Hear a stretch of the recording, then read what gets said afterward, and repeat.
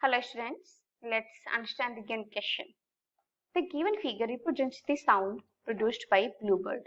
After some time, this sound produced by same bluebird becomes louder, but its pitch remains same. So question में बोला गया है कि one of the bluebird producing sound wave and after some time जो bluebird है उसका जो loudness है वो increase हो जाता है and then जो pitch है वो remains same रहती है and then sound produced by bluebird will now look like the wave as shown in the alternative. So हमें बताना है कि जो प्रोड्यूस्ड साउंड होगी आफ्टर सम टाइम वो कैसे दिखेगी या फिर उसका किस टाइप के चेंजेस होंगे. हमारे पास अभी 4 ऑप्शन है, option A B C and D and then we have to tell which option is correct.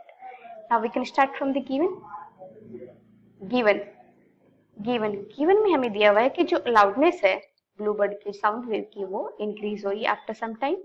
So we can see loudness is increasing with time and जो पिच है वो कांस्टेंट है दोनों ही केस में. ठीक है, now we can start solution.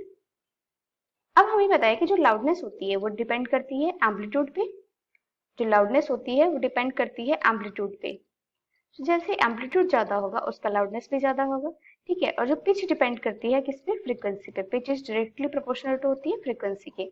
ठीक है, मतलब जैसे जैसे फ्रीक्वेंसी बढ़ेगी पिच बढ़ेगी, लेकिन हमें यहाँ पे दिया हुआ है कि पिच कांस्टेंट है, तो मतलब उसका मतलब है कि जो फ्रीक्वेंसी है वो भी क्या है, कांस्टेंट है. फ्रीक्वेंसी भी क्या है, कांस्टेंट है. ठीक है, तो हमें यहाँ से पता चलेगा कि फ्रीक्वेंसी कांस्टेंट है एंड सेकंड थिंग हमें दिया है कि लाउडनेस इंक्रीज हो रहा है, तो इसका मतलब है कि एम्पलीट्यूड क्या हो रहा है, इंक्रीज हो रहा है. सो वी कैन से कि एम्पलीट्यूड विल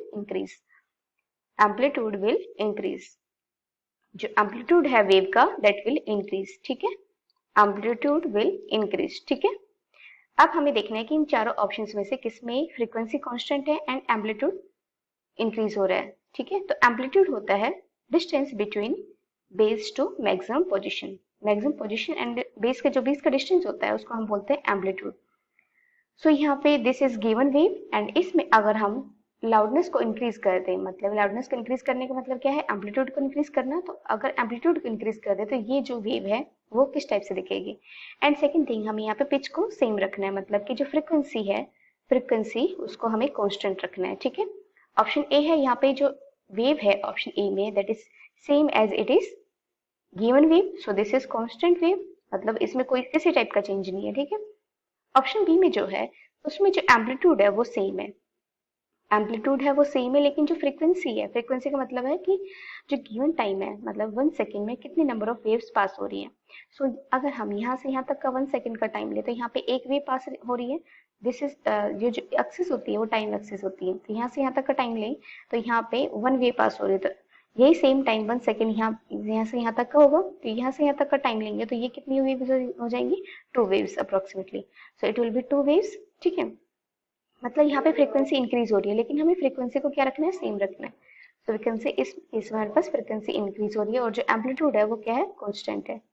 ठीक है, कांस्टेंट है इस केस में. ऑप्शन सी को देखते हैं. ऑप्शन सी में जो है हमारे पास उसमें एम्पलीट्यूड इंक्रीज हो रहा है. जो एम्पलीट्यूड पहले वेव में था उससे इंक्रीज हो रहा है, मतलब कि यहाँ पे एम्पलीट्यूड क्या है, ज्यादा है. ठीक है, एंड जो फ्रीक्वेंसी है जो पहली वेव थी उसी की सेम है. ठीक, सो यहाँ पे क्या है, फ्रीक्वेंसी क्या है, कांस्टेंट है. अब ऑप्शन डी की बात करते हैं. ऑप्शन डी में हमारे पास जो वेव है उसमें फ्रीक्वेंसी बहुत ज्यादा कम है.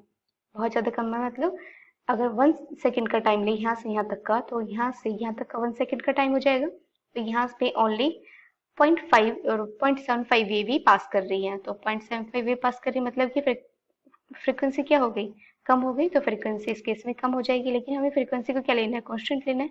एंड दूसरी चीज यहाँ पे एम्पलीट्यूड भी क्या हो रहा है, कम हो रहा है. ठीक है, सो वी कैन से कि this cannot be answer. B option B answer नहीं हो सकता क्योंकि यहाँ पे फ्रीक्वेंसी इंक्रीज हो रही है. ऑप्शन ए भी आंसर नहीं हो सकता क्योंकि ये कांस्टेंट है as it is given wave के. सो कौन सा आंसर हो गया हमारे पास, ऑप्शन सी, जिसमें क्या दिया हुआ है कि फ्रीक्वेंसी कांस्टेंट है एंड एम्पलीट्यूड इंक्रीज हो रहा है. ठीक है, so we can say option C that is जहाँ पे एम्पलीट्यूड इंक्रीज है फ्रीक्वेंसी कांस्टेंट है. This is the answer for this question. So we can say option C is the correct answer for this question. अब इसको एक बार दोबारा देख लेते हैं हमने कैसे बताया. हमें क्वेश्चन में दिया था कि जो ब्लूबर्ड है उसका लाउडनेस इंक्रीज हो रहा है. तो लाउडनेस इंक्रीज होने का मतलब है कि जो एम्पलीट्यूड है वो इंक्रीज हो रहा है. तो एम्पलीट्यूड इंक्रीज होगा अगर लाउडनेस इंक्रीज हो रही है. एंड सेकंड थिंग हमें देखिए जो पिच है वो कांस्टेंट है, मतलब पिच सेम रह रही है. तो pitch is directly proportional to होती है फ्रीक्वेंसी के. जैसे जैसे फ्रीक्वेंसी बढ़ेगी पिच बढ़ेगी, जैसे जैसे फ्रीक्वेंसी कम होगी पिच कम होगी. ठीक है, लेकिन यहाँ पे कांस्टेंट है तो फ्रीक्वेंसी क्या हो जाएगी, कांस्टेंट हो जाएगी. मतलब जो चेंज होगा वो किस में होगा, ओनली एम्पलीट्यूड में। सो हमें इन चारों ऑप्शंस में से देखना था कि किस में एम्पलीट्यूड इंक्रीज हो रहा है, फ्रीक्वेंसी सेम है। सो हमारे पास ऑप्शन सी है जिसमें एम्पलीट्यूड इंक्रीज हो रहा है, फ्रीक्वेंसी सेम है। सो this is the answer for this question. I hope you understood the solution. Thank you.